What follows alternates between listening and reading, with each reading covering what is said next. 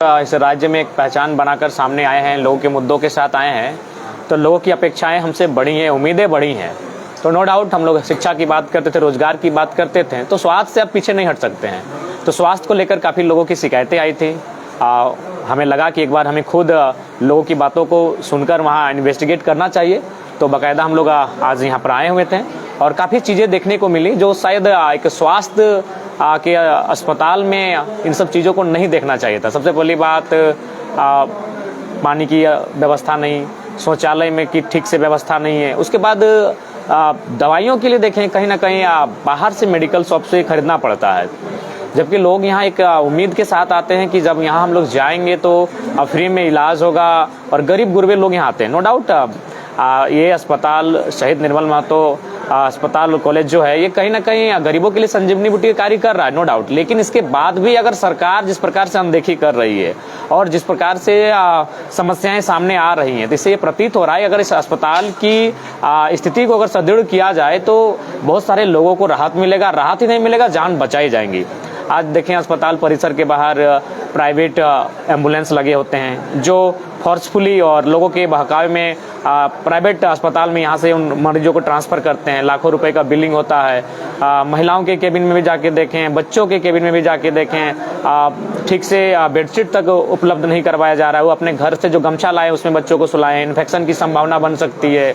तो ये व्यवस्था एक अस्पताल में कतई नहीं उचित होना चाहिए। और सबसे बड़ा दुर्भाग्य का बात है कि माननीय स्वास्थ्य मंत्री जब यहाँ आते हैं तो पता नहीं स्वास्थ्य मंत्री वो हैं कि कोयला मंत्री, हमें आज तक समझ में नहीं आया। वो जब भी आते हैं उद्योगियों के साथ बैठते हैं, उद्यमियों के साथ बैठते हैं, धनबाद में बैठते हैं, चाय कॉफी पीते हैं और वहीं से रिटर्न चले आते हैं। दुर्भाग्य कि स्वास्थ्य मंत्री इस राज्य के तीसरे नंबर पे अस्पताल है इनका, अगर बात कही जाए तो ये तीसरे नंबर का अस्पताल है, एक नामचीन अस्पताल है जहाँ लाखों मरीजों की उम्मीद टिकी है, उनका हौफ टिका है, और वहां तक वो तरसरीफ नहीं दे पाते हैं, कदम नहीं रख पाते हैं माननीय स्वास्थ्य मंत्री।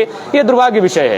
तो कहीं ना कहीं स्वास्थ्य मंत्री और उसमें उनको क्या कहेंगे, उनकी उपलब्धि क्या है, उनकी योग्यता क्या है, उनका पात्रता क्या है, ये सबको मालूम है। उसी के कारण आज हमें ये चीज देखने को मिल रहा है, आज हमें ये दिन देखने को मिल रहा है। आज अगर इन चीजों को ठीक करना है तो कम से कम जो लोग सदन में बैठे हैं उन लोगों को सीरियस होना होगा, उन लोगों को गंभीर होना पड़ेगा, तभी जाकर इन समस्याओं का हम लोग निदान कर पाएंगे। नहीं तो गरीब लोग जिस व्यवस्था के साथ इलाज में अपना उम्मीदें तोड़ दे रहे हैं, इससे क्या होगा कि एक लोकतांत्रिक ढांचे में गरीबों की आस कहीं ना कहीं कमजोर होगी, टूटेगी। और इससे क्या होगा, जिन लोगों ने बड़ी उम्मीद के साथ लोकतांत्रिक भारत का निर्माण किया है उनकी आत्माओं को भी ठेस पहुंचेगा। आज बहुत विकट परिस्थिति में हम देखें।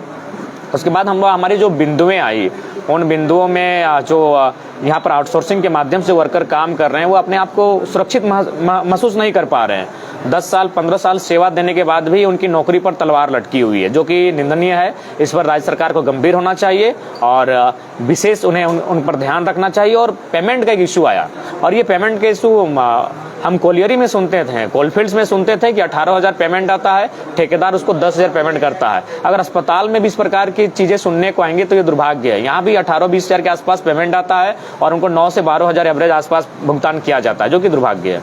तो स्थिति जो भी यहाँ पे देखिए कि बिगड़ी हुई है, तो क्या आश्वासन मिला कि देखिए, हम लोग प्रिंसिपल से मिले, उनकी ओर से एक सकारात्मक आश्वासन मिला है, लेकिन हम लोग आश्वासन पे नहीं, काम पर फोकस करना चाहेंगे। और हम लोगों ने ये भी कहा कि ये कोई हम लोग राजनीतिक उद्देश्य से नहीं आए हैं, मानवता के उद्देश्य से आए हैं। लोगों की शिकायतें हम तक लगातार आ रहे थे, और हमने ये भी कहा कि अस्पताल चूंकि एक गंभीर विषय होता है, यहाँ लोगों के उम्मीदें टिकी होती है, उनका स्वास्थ्य टिका होता है, तो इसलिए हमने कहा कि लगातार हम लोग का विजिट बना रहेगा और प्रिंसिपल रहें या फिर उनके जो अन्य पदाधिकारी, उनसे लगातार हमारी मुलाकात होती रहेगी और इन विषय पर बातचीत लगातार बनी रहेगी। जब वार्ता के दौरान हम लोग वहाँ पे मौजूद थे, आपने जितनी बिंदुएं वहाँ पे रखा, यहाँ के जो पदाधिकारी हैं, चाहे प्रोफेसर या प्रभारी अध्यक्ष है, उन्होंने सारी गलतियों को सरकार पर थोपने का कोशिश दिखाए अंदर में। इसमें आपके क्या कुछ नहीं, मैंने भी वही कहा कि अगर टाटा जमशेदपुर में अगर टाटा का यूनिट है, जमाटो में यूनिट है, तो डायरेक्ट रतन टाटा उसको नहीं देखते हैं। वो किसी को उतनी ताकत सौंप के रखे हैं जो वहाँ के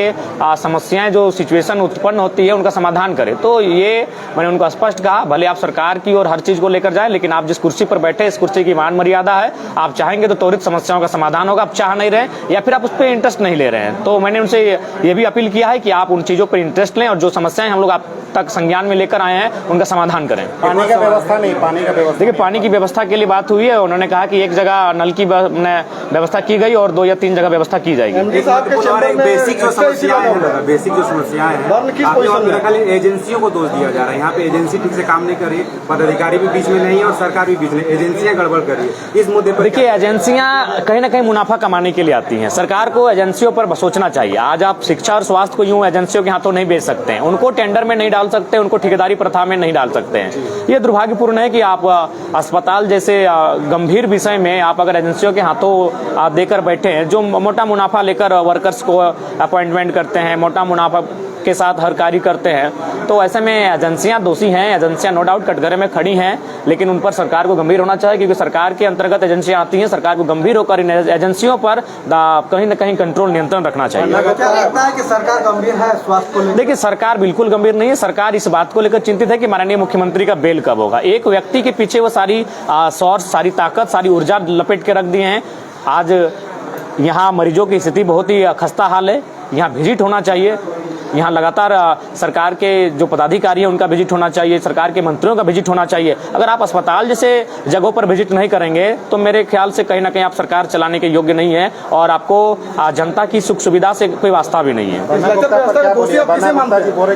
क्षेत्र में काम कर रहे हैं जी नहीं, क्या काम कर रहे हैं वो तो दिख रहा है। आप अगर ठीक है काम कर रहे हैं बन्ना गुप्ता जी, तो उनसे कहिएगा कि आप कम से कम एक फोटो तो अपलोड, एक फोटो तो दिखा सकते हैं SNMCH का दौरा करते, विजिट करते, क्या उनके पास एक तस्वीर दिखाइए, साझा कीजिए। हम देखना चाहते हैं कि आप कब आए थे, किस तारीख को आए थे और किन जगहों पर जाकर आपने निरीक्षण किया है, किनके साथ आपने वार्तालाप किया है, किन मरीजों से आप मिले हैं, किनका सुख दुख दुख का हाल चाल लिए हैं, देखना चाहेंगे। आप आते हैं, आके धनबाद में बैठते हैं, कोयले पे चर्चा करते हैं, आप कैसे आपको फंडिंग मिलेगा उस पर आप चर्चा करते हैं। तो ये बेवकूफ बनाने कार्य बन्ना गुप्ता जी नहीं कर सकते हैं। कहीं ना कहीं आज स्वास्थ्य मंत्री कटघरे में, अगर हमारी स्वास्थ्य की व्यवस्था लचर है तो आपको त्यागपत्र दे देना चाहिए। अभी जिन बिंदुओं पर आपने बात की है, अगर वो नहीं पूरी होंगी तो फिर आपका अगला एक्शन क्या होगा? देखिए, हम लोग फिर अगला कोई रास्ता तैयार कर, देखिए एक अस्पताल हो जाता है। डोंट डाउट आपके मन में जो सवाल आ रहा है उस सवाल को हम समझ रहे हैं कि हम लोग का परिचय ही आंदोलन से है, लेकिन एक अस्पताल जैसा क्षेत्र सेंसिटिव होता है। यहाँ अगर हम लोग आंदोलन के लिए आते हैं तो उसके लिए एक तरीका अपनाना होगा। उन तरीकों को हमें पहले गहन चिंतन मंथन करना होगा। हम लोग कंपनियों में जाते हैं तो ज़्यादा नहीं सोचते हैं। हम लोग किसी भी विषय में अगर आंदोलन करने के लिए जाते हैं तो हम लोग कुछ भी नहीं सोचते हैं, लेकिन ये अस्पताल है, यहाँ मरीजों के जीवन का सवाल है। तो हम अगर आंदोलन के लिए जाएंगे तो हमारे आंदोलन की रूपरेखा क्या होगी, उसका तौर तरीका क्या होगा, इन चीज़ों पर हमें मंथन करना होगा। आप लगभग घंटों से आप दौरा किए हैं, लोगों के मन में एक सवाल उत्पन्न हो रहा था कि आज आप फिर किस अधिकार और किस तर्ज पे आप यहाँ पर दौरा करने आए हैं? देखिए, अधिकार की कोई विषय बात नहीं है। हम लोग एक जनप्रतिनिधि के रूप में, ठीक है हम लोग नवनिर्वाचित नहीं हुए हैं, लेकिन इस राज्य की जनता हमें उम्मीद के दृष्टिकोण से देखती है। तो अतः हम नो डाउट आपके मन में जो सवाल है उस सवाल ये भी है कि हम लोग किसी विभाग नहीं है, तो इसलिए हमने सूचना देकर आए थे। हमने स्थानीय थाना प्रभारी को सूचना दिया था, हमने स्थानीय प्रबंधन, यहाँ के जो प्रबंधन है उनको सूचना देकर आए थे हम, और विधिवत तरीके से ही हमारा यहाँ आगमन हुआ। आपके मन में जो सवाल आ रहे हैं उस सवाल का उत्तर मैं समझ सकता हूँ, तो हम लोग सूचना देकर आए थे। सर, इसके पहले भी कुछ आउटसोर्सिंग के जो वर्कर्स हैं उन लोगों ने धरना प्रदर्शन किया था पिछले साल की अगर हम बात करें, और जो सफाई कर्मी हैं उन लोगों ने भी एक तरह से कह सकते हैं कि प्रोटेस्ट किया था। उन सभी में आपका इन्वॉल्वमेंट नहीं था, लेकिन आज आप यहाँ पे उन लोगों के हक की बात देखिए, उस समय उपलब्ध नहीं थे, अवेलेबल हम नहीं थे। उस समय जो भी था हम लोग टेलीफोनिक बात हुई थी और अपनी टीम को हमने हैंडल करने के लिए वो सिचुएशन को रखा था। उस समय हम उपस्थित नहीं थे, लेकिन अब जब भी हमारे पास समय रहेगा, क्योंकि देखिए हम लोग पूरे राज्य में आंदोलन करना पड़ता है, राज्य की समस्याओं के साथ हमें खड़ा होना पड़ता है, तो समय नहीं रहने के कारण उस समय उपस्थित नहीं हो पाए थे। लेकिन आगामी जब भी यहाँ के वर्कर्स, यहाँ के जो कर्मी हैं उनको हमारी आवश्यकता पड़ेगी, हम उनके साथ खड़े होंगे।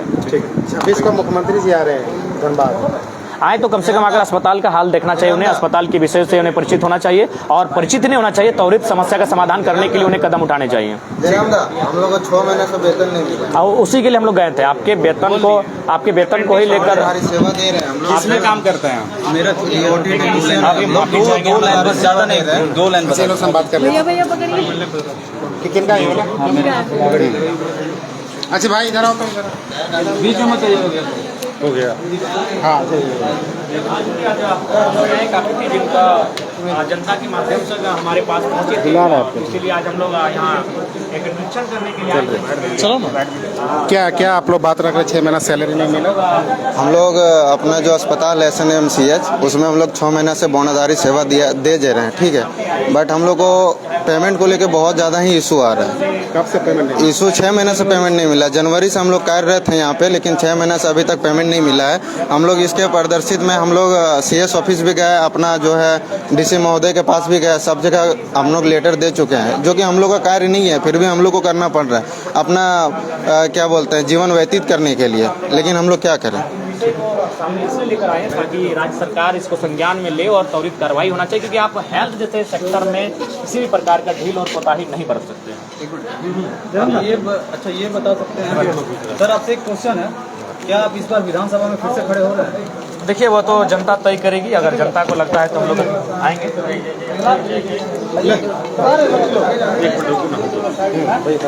करना देना समय है पूरा तो जगह तो भाई तो जगह तो बढ़ाओ तो थोड़ा सा मिलिए माइक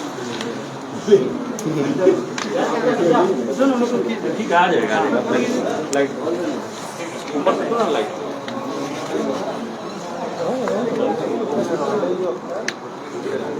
ओके है audio. Jharkhand Khatiyani party JB cases के प्रमुख इस वक्त में कोयलांचल धनबाद के सबसे बड़े अस्पताल SNMMCH में दौरा कर